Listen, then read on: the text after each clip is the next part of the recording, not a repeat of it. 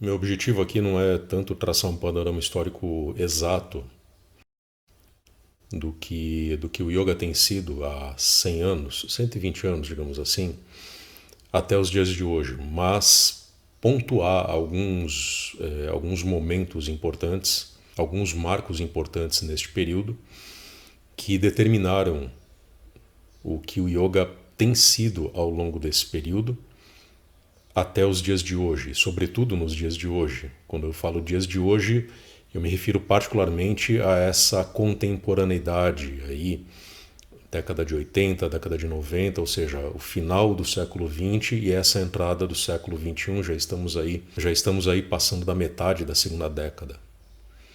Então temos aí um intervalo aí de mais ou menos uns 40 anos, mais ou menos, aí do que a gente poderia chamar de contemporaneidade desse yoga.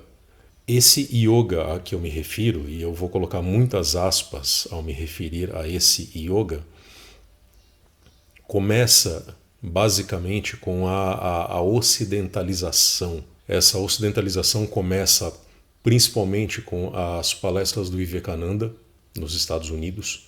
A primeira delas foi em Chicago, em 11 de setembro de 1893. E depois é marcado principalmente pelas invenções do Krishnamacharya a partir de sua vivência, de sua experiência no Palácio de Mysore. Algumas pessoas vão preferir pronunciar Mysore, mas, enfim, eu sempre achei que essa pronúncia era muito americanizada, né? Ou muito anglófona. Enfim, é grafado Mysore. O que aconteceu com a vivência do Krishnamacharya no Palácio de Mysore foi que ele se deparou com a necessidade de ensinar yoga, ou pelo menos aquilo que ele entendia como yoga, ou aquilo que se esperava dele, né, como um professor de yoga. Ele se deparou com a necessidade de ensinar isso para crianças e adolescentes. E todo mundo que já passou pela experiência de ensinar qualquer coisa para crianças e adolescentes sabe que, bom, é muito difícil controlar essas pessoas. Crianças e adolescentes têm uma natureza muito dinâmica, são agitadas de um modo geral, e construir disciplina a partir daí é muito complicado. Então não era muito fácil, nunca foi muito fácil ensinar qualquer coisa para crianças e adolescentes, principalmente algo que tende a ser muito parado, como é o caso do yoga. Mesmo o yoga entendido aí com certas limitações, com certas restrições, ainda assim é muito complicado. E o Krishnamacharya teve a brilhante ideia de associar a experiência que ele tinha com educação física, para ser mais específico, Malakambh, que é uma espécie de pole dance indiano, com ginástica militar, com, enfim, uma série de outras práticas, e criou um método próprio. Esse método próprio foi o que deu origem a quase todos os sistemas que são conhecidos no Ocidente como yoga. Não vou dizer todos, porque houve outras ramificações. Mais adiante eu vou falar de algumas delas. Mas Krishnamacharya foi o principal responsável por esse yoga que se espalhou pelo Ocidente. Ele criou um método que misturava técnicas derivadas do Hatha Yoga, por exemplo, asanas e pranayamas, misturou isso com o conhecimento que ele tinha da ginástica militar, do Malakambh, como eu já disse, resgatou um conhecimento que, embora não seja tradicional, era anterior a ele, que é o conhecimento do Vinyasa. Tem um vídeo meu em que eu falo sobre o Vinyasa e explico a origem histórica do Vinyasa. Talvez vocês queiram ver, a descrição vai aparecer no vídeo. E, misturando todos esses elementos, ele criou um método que se tornou muito popular, não apenas entre seus alunos, né, no Palácio de Mysore, mas também conquistou muitos alunos, muitos adeptos, discípulos que se interessaram muito por aquilo que ele criou. 2 desses discípulos se tornaram muito famosos. Um deles é o Patabi Joyce, que foi o criador do sistema conhecido como Ashtanga Vinyasa Yoga, e o outro foi o Iyengar, que se tornou muito conhecido pelo método que recebe o seu nome, que é fortemente baseado em alinhamento postural. Eu já classifiquei esse método em outros vídeos como um método de fisioterapia indiana. Quem é adepto do método Iyengar certamente vai ficar bravo comigo por eu falar isso, mas quem conhece o método Iyengar e não é apaixonado pelo método, não é adepto do método, certamente vai saber identificar elementos de fisioterapia no método Iyengar. Além do Pattabhi Jois e do Iyengar, houve também o Desikachar, que foi o filho do Krishnamacharya, que desenvolveu um trabalho de uma prática um pouco mais personalizada, digamos assim, um método não com propósitos generalistas ou universalistas, mas um método que visava um grau razoável de personalização, fortemente baseado no método que o pai dele criou, é lógico. Além dos três, vale a pena mencionar também a Indra Devi, nascida na Letônia, e que em 1938 se tornou a primeira mulher a se tornar aluna do Krishnamacharya, cerca de 5 anos depois que o Krishnamacharya começou as suas experiências no Palácio de Mysore. Isso se deu por influência do próprio Raja, na ocasião. Não se tem notícia de que a Indra Devi tenha criado um método próprio, né? Embora tenha se tornado muito famosa, muito influente como professora de yoga. Então, essas 4 pessoas, né? O Pattabhi Jois, o Iyengar, o Desikachar, filho do Krishnamacharya, a Indra Devi, que depois, quando completou o seu aprendizado com o Krishnamacharya, foi para os Estados Unidos, enfim, deixou a Índia. Os próprios Pattabhi Jois e Iyengar também desenvolveram trabalhos interessantes fora da Índia, né, se tornaram muito famosos, seus métodos se tornaram muito bem-sucedidos, eles fizeram muito sucesso, inclusive do ponto de vista comercial. Em 1966, o Iyengar publica o livro Light on Yoga, Luz sobre Yoga, né, traduzido no Brasil. Esse livro se tornou um best-seller. Até hoje ele é um dos livros mais lidos, mais utilizados por quem estuda o yoga. No Brasil ocorre um processo parecido, mas com algumas particularidades bem interessantes. No final da década de 40, para ser mais exato, em 1947, Léo Costet, que havia migrado da França para a Argentina e depois veio ao Brasil para proferir uma palestra, ele inaugura o yoga no Brasil. Ele pelo menos de acordo com os historiadores, ele foi quem teria trazido o yoga ao Brasil, teria, enfim, ensinado o yoga pela primeira vez aqui no nosso país. Entre as pessoas que se interessaram por seus ensinamentos, a gente pode destacar o Caio Miranda, que foi também um dos pioneiros do yoga no Brasil, passou a aprender com Léo Costet, que inclusive recebia o nome de Swami Sevananda, não confundir com o Shivananda, que é outro mestre muito conhecido. Paralelamente a isso, com o advento, né, com o surgimento do Caio Miranda na história do yoga, a gente vai mencionar também o professor Hermógenes, que é conhecido de todos. Entre o professor Caio Miranda e o professor Hermógenes, vale a pena mencionar o professor Shotaro Shimada, de São Paulo, que ali mais ou menos na segunda metade da década de 50 começou a ensinar o yoga. Para muitos ele é considerado o primeiro professor de yoga do Brasil, autodidata, ou seja, ele não teve conexão nem com o Léo Costet, nem com o professor Caio Miranda, e desenvolveu um trabalho bastante particular ali na cidade de São Paulo. Logo em seguida viriam o professor De Rose, que se tornou muito famoso e muito bem sucedido dentro do yoga. O professor Hermógenes, cada vez mais famoso, publicando vários livros que se tornaram best-sellers aqui no Brasil.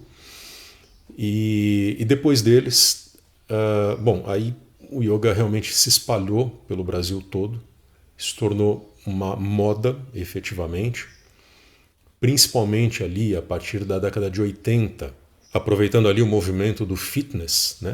Naquela época não se usava esse nome ainda, né?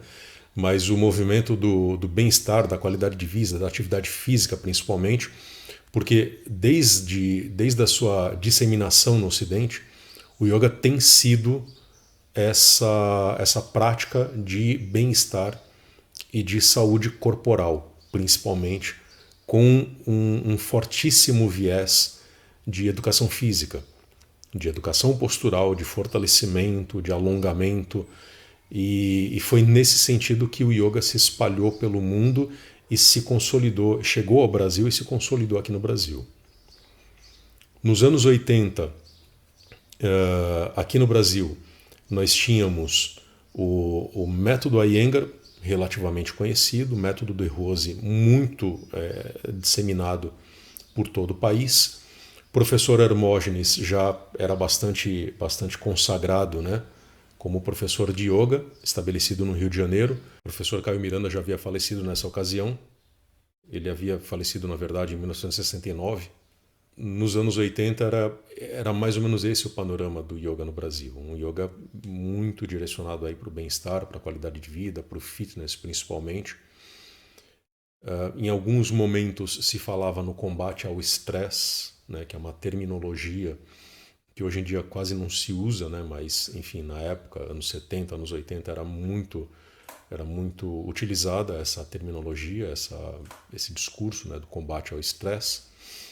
Nos anos 90, muitos métodos que não eram muito conhecidos no Brasil começaram a chegar aqui no país, principalmente por meio dos Estados Unidos, né, que na ocasião era um lugar de muita efervescência do yoga, muitos métodos novos foram criados nos Estados Unidos, tanto por professores que haviam migrado da Índia para os Estados Unidos, como também por americanos que se entusiasmaram com o yoga e decidiram desenvolver trabalhos próprios.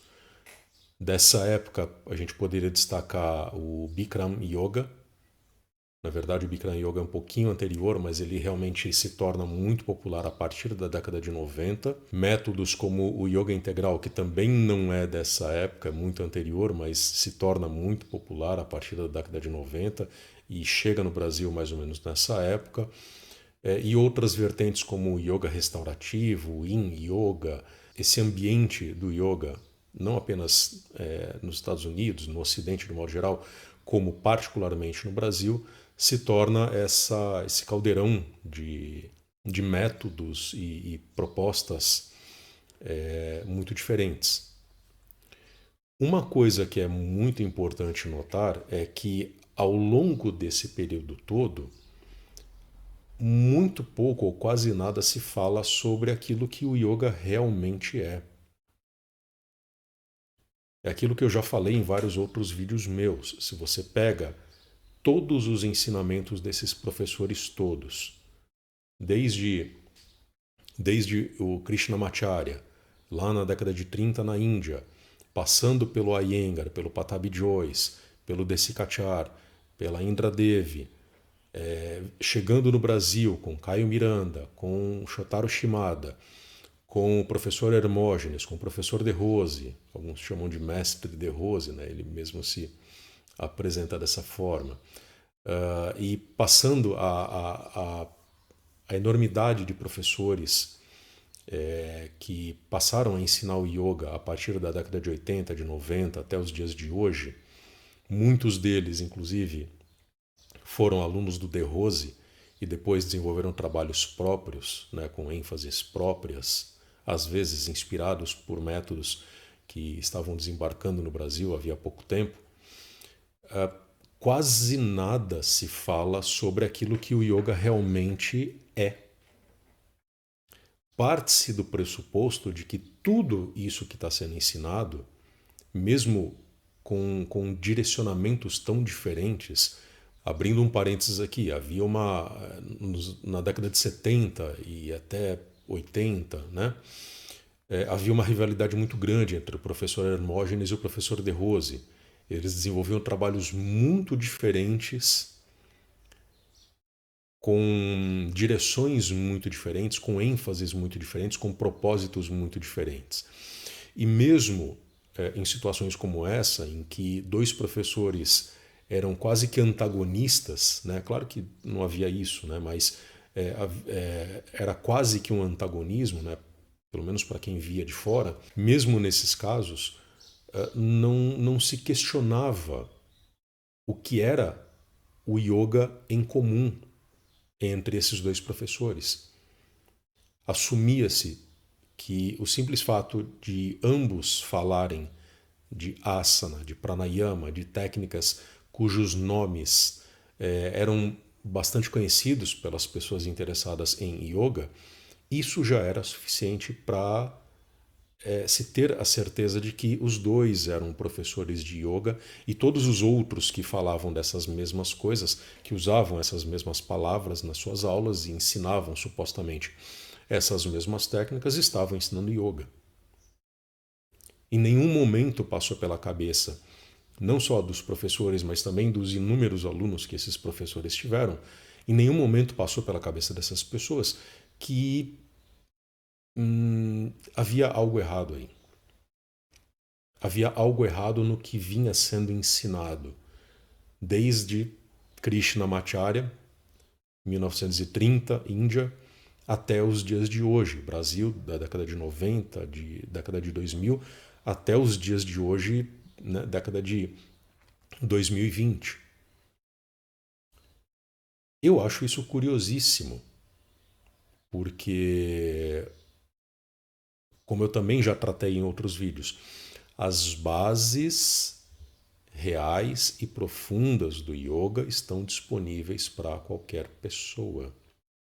Mesmo na época em que não havia internet, né, a gente poderia argumentar o seguinte: poxa, mas na década de 70, na década de 80, não existia internet, não era muito fácil você ter acesso aos Yoga Sutras, por exemplo, ao Hatha Yoga Pradipika, ao Gheranda Samhita.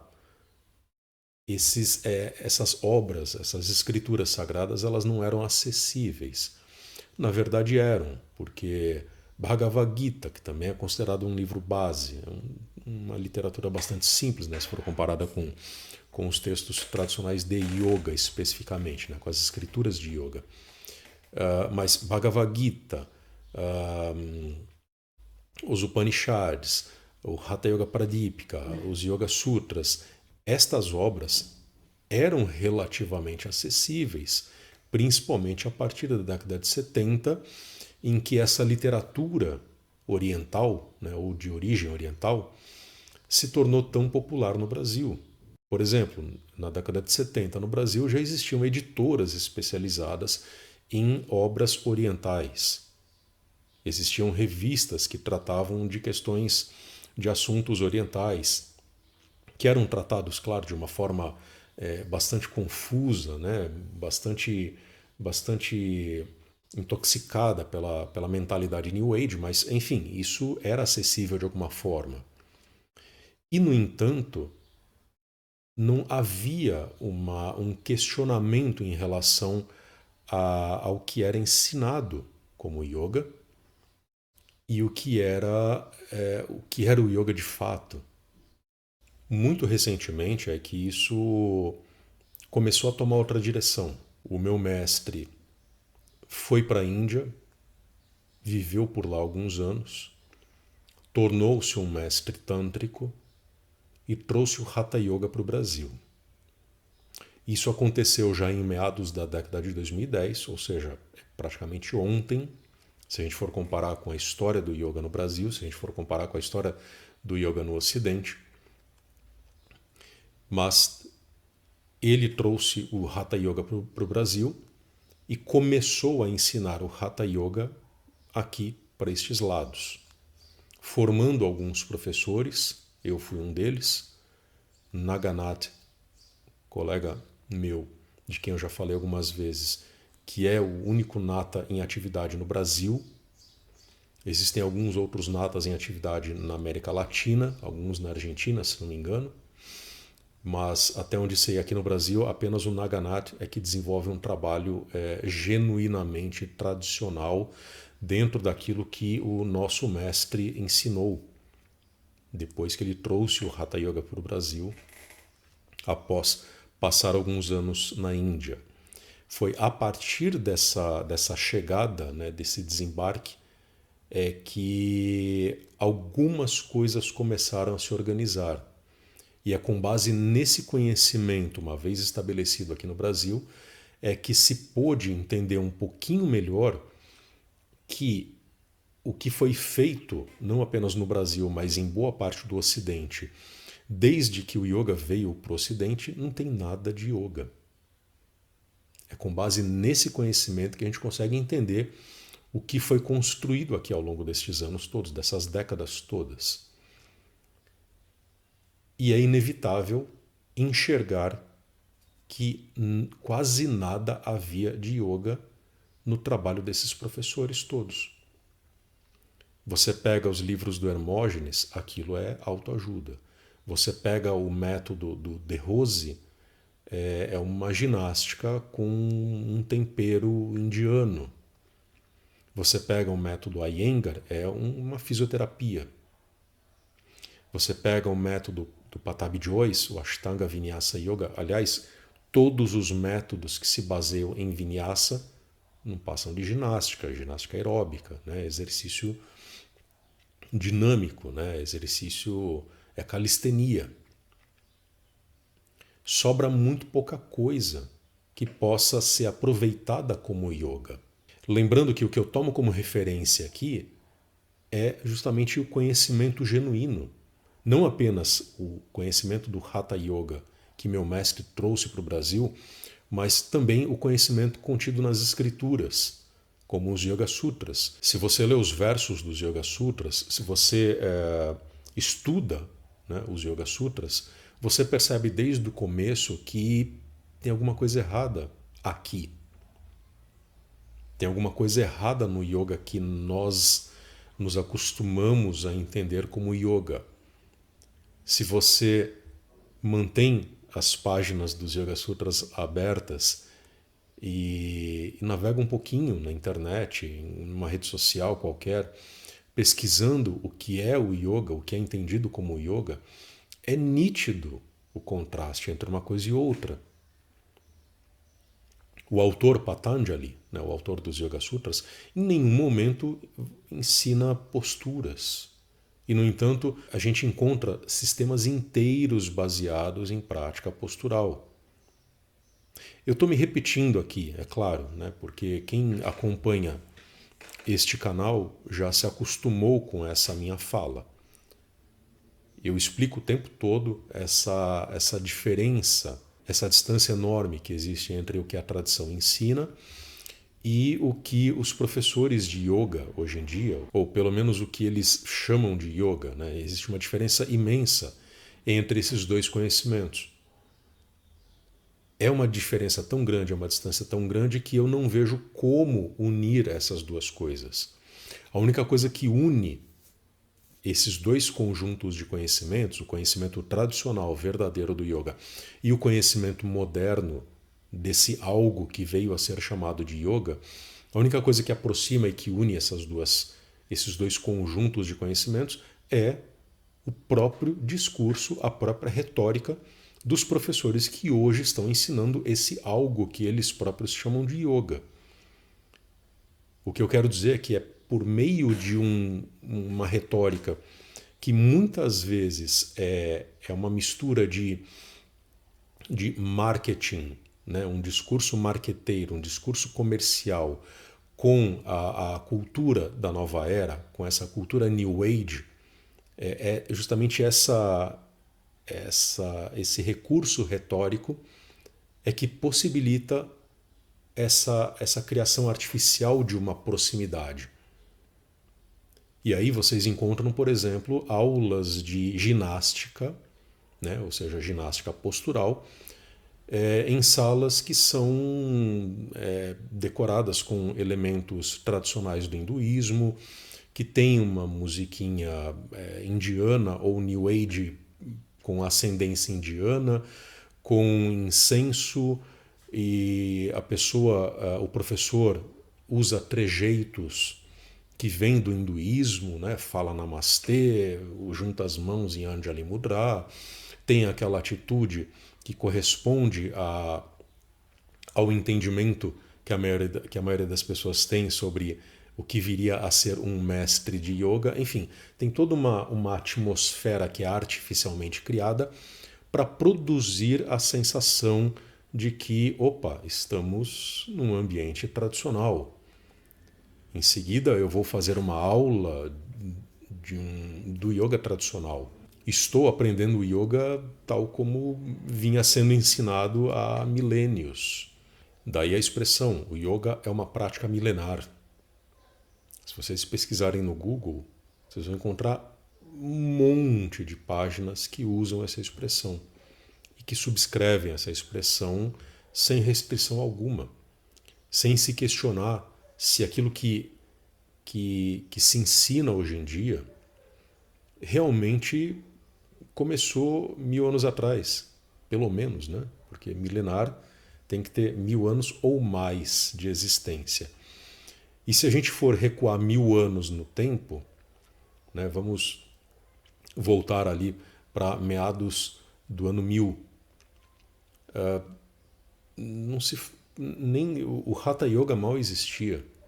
E o Hatha Yoga é digamos, é a raiz, né, de todos os métodos atuais. Né? Todos os métodos modernos que são chamados de yoga beberam no Hatha Yoga. E o Hatha Yoga estava ali meio que começando ainda a se formar 1000 anos atrás. Mas isso torcendo muito a história do yoga para validá-lo para validar os métodos atuais como métodos milenares. Mas nem dá para fazer isso direito. Como eu disse, quase todos os métodos que são ensinados hoje em dia e que recebem o nome de yoga são métodos que começaram na década de 60, na década de 50, na década de 80, de 90. Alguns foram criados na década de 2000. E não tem nada de tradicional, muito menos de milenar. O que eu quero dizer com essa explicação toda, e imagino que a ficha já esteja caindo para a maioria de vocês, até porque o título deve ter sugerido isso de alguma forma, é que estamos agora em 2025, o início desse yoga, entre aspas, né, entre muitas aspas, o início desse yoga veio ali da década de 30, né, ou seja, são quase 100 anos de um yoga que não tem nada de yoga. De um yoga todo ele baseado em criações originais. São o fruto do trabalho de seus criadores. Como eu já mencionei, Krishnamacharya e seus discípulos, aqui no Brasil, De Rose, Hermógenes, Shotaro Shimada, mais recentemente, professores que foram alunos desses professores que eu mencionei. Todos eles criaram métodos diferentes, métodos próprios, métodos que traziam alguma inovação, em geral do ponto de vista metodológico, do ponto de vista da educação física apenas, mas que muito pouco ou quase nada falavam de yoga, tal como entendido por Patanjali nos Yoga Sutras, pelos tântricos nathas que criaram o Hatha Yoga.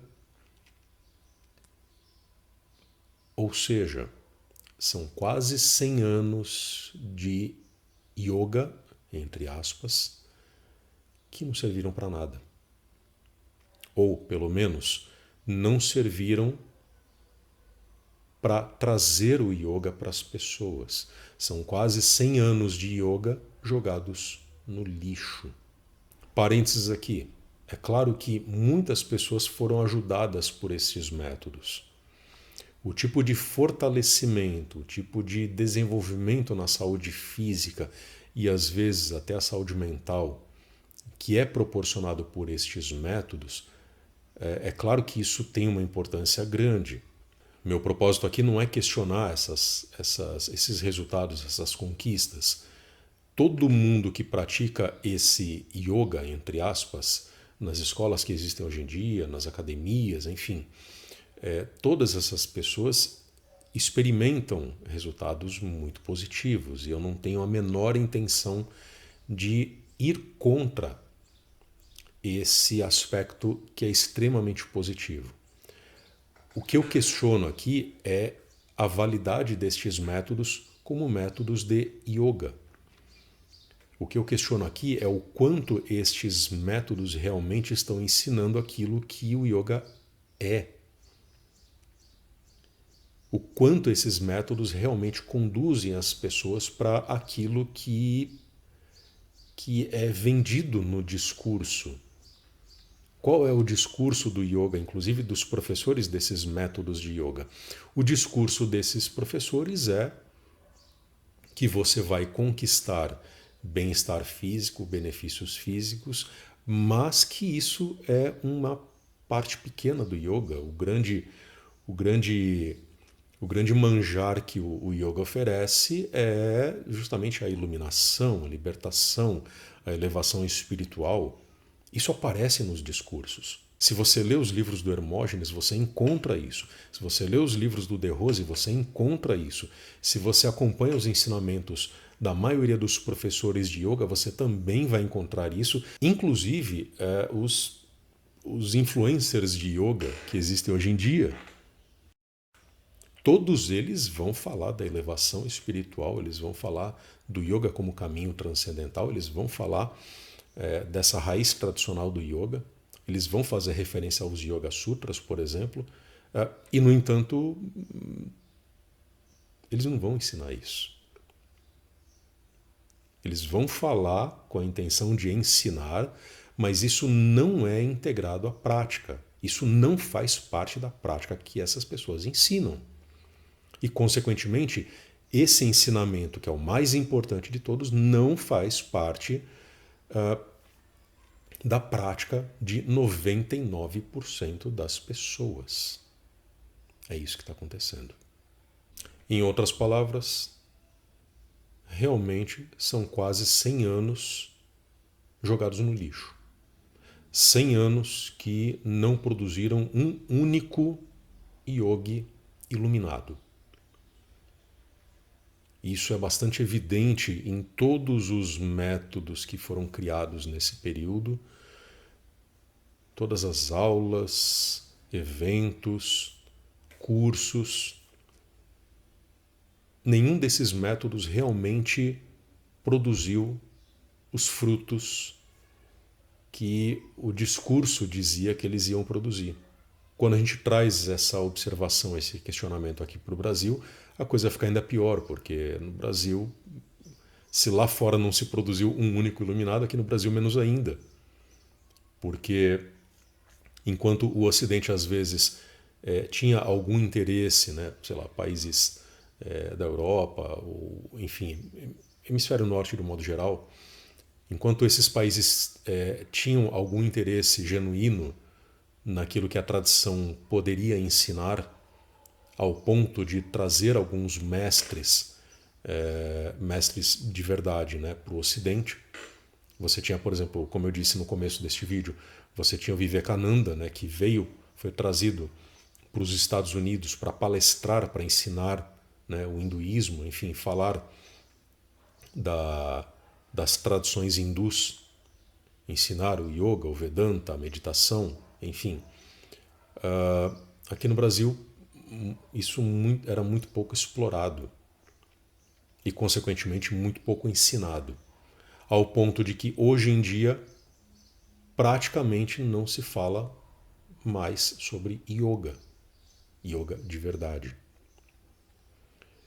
Então, são quase 100 anos jogados no lixo. São quase 100 anos que não produziram nenhum fruto genuinamente yogi. E o que é possível fazer diante disso? A primeira coisa, lógico, é tomar consciência do problema. Este vídeo tem essa finalidade: apresentar o problema, colocar o problema, ajudar no entendimento dessa realidade. Meu objetivo aqui era justamente esse. Mostrar para você que tem interesse no yoga que talvez você não tenha acessado o yoga até hoje. Tem até um vídeo meu aí com esse título, né? Você nunca fez yoga, porque talvez você não tenha feito yoga mesmo até hoje. Então a primeira coisa é tomar consciência do problema. Perceber que o problema existe. O segundo passo é buscar o conhecimento genuíno. Pode ser através do que eu faço aqui neste canal, do que eu faço nas minhas aulas. Seja bem-vindo, se isso de fato interessá-lo, se isso de fato puder ajudá-lo de alguma forma. Mas não apenas isso, né? Já recomendei em vários outros momentos o Naganatha, que foi meu colega de formação e que, como eu já disse, desenvolve um trabalho maravilhoso e tradicional aqui no Brasil, ensinando o yoga, ensinando o Hatha Yoga. Então nós dois fomos formados inclusive pelo mesmo mestre, que foi a pessoa que trouxe o Hatha Yoga para o Brasil. Ou seja, aquilo que o yoga realmente tem sido há mais de 1000 anos já existe aqui no Brasil. Então, o próximo passo, depois de você tomar consciência de que o problema existe, é você buscar o conhecimento adequado, você buscar o conhecimento correto, você buscar yoga. Talvez você prefira fazer isso de uma forma autodidata. Autodidatismo é uma coisa muito difícil e problemática quando se trata de yoga. Tem um outro vídeo meu em que eu falei de autodidatismo, vou deixar também na descrição para vocês, mas em linhas gerais, pelo menos no começo do estudo, do desenvolvimento dentro do yoga, é muito importante que a pessoa tenha orientação, que a pessoa tenha algum acompanhamento, nem que seja ocasional, para que a pessoa consiga encontrar uma direção consistente dentro do yoga. Digo isso principalmente porque a internet, embora tenha facilitado muito o acesso ao conhecimento, também aumentou muito o volume de informações e misturou o conhecimento correto, conhecimento tradicional, com um conhecimento inventado e disseminado de qualquer jeito.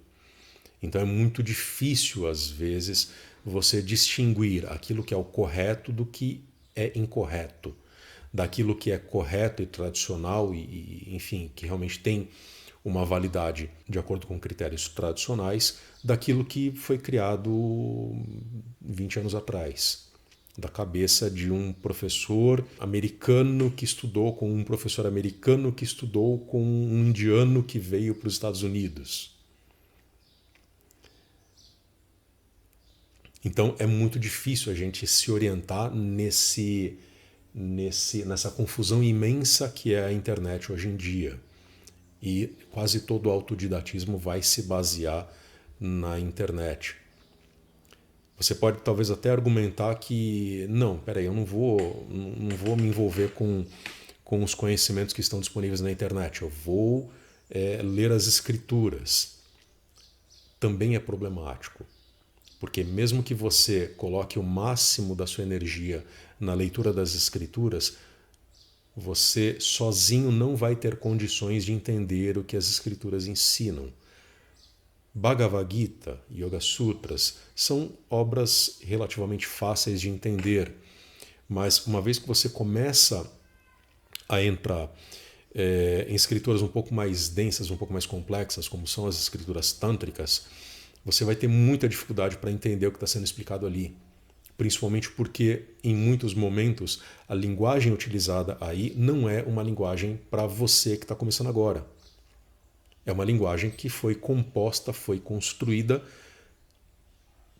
partindo do pressuposto de que o leitor já é um iniciado, ele já faz parte da tradição. Ou seja, ele já tem um mestre dando apoio, ele já tem um mestre dando orientação, inclusive orientação para poder ler essas escrituras. Tem também um vídeo em que eu falo das dificuldades de se ler as escrituras, tá? Se couber aí na descrição, também vou colocar aí na descrição para você dar uma olhada.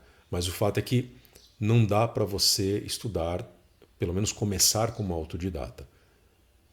Para quem quer começar, é fundamental ter orientação.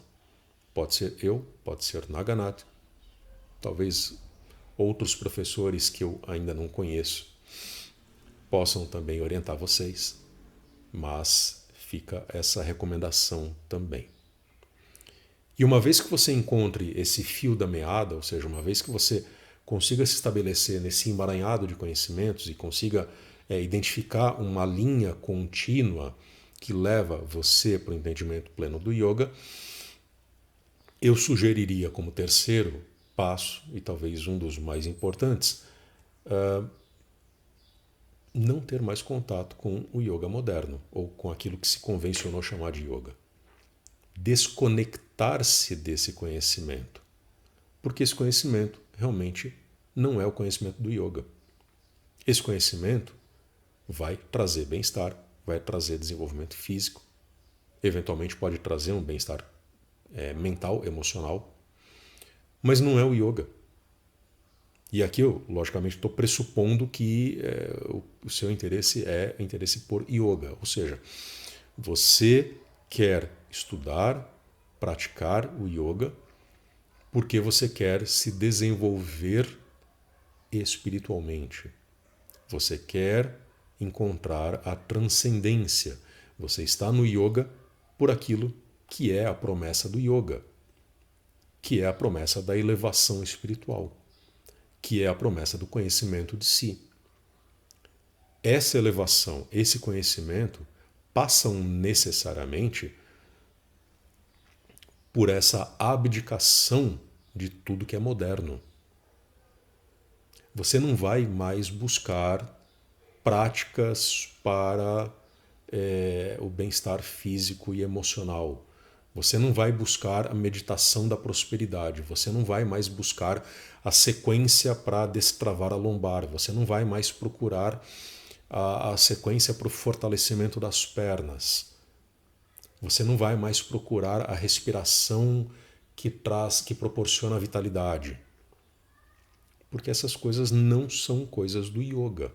Você pode acessar essas coisas em outros momentos, por outros motivos, mas você não tem mais aquela ingenuidade que permitia você confundir essas coisas como coisas do yoga, porque elas não são.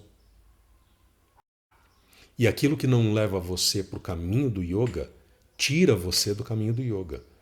Aquilo que não aproxima você do silêncio profundo, que é a prática meditativa, que é o yoga, aquilo que não coloca você nesse yoga, afasta você desse yoga. Então, saiba o que você quer. Tenha plena consciência e certeza daquilo que você está buscando. Se é o yoga, seja bem-vindo. Se não é o yoga, existem milhares e milhares e milhares de professores, canais, cursos disponíveis, tanto na internet, nas redes sociais, enfim, nas escolas, nas academias de ginástica, que vão ajudar você, caso o seu interesse não seja o yoga.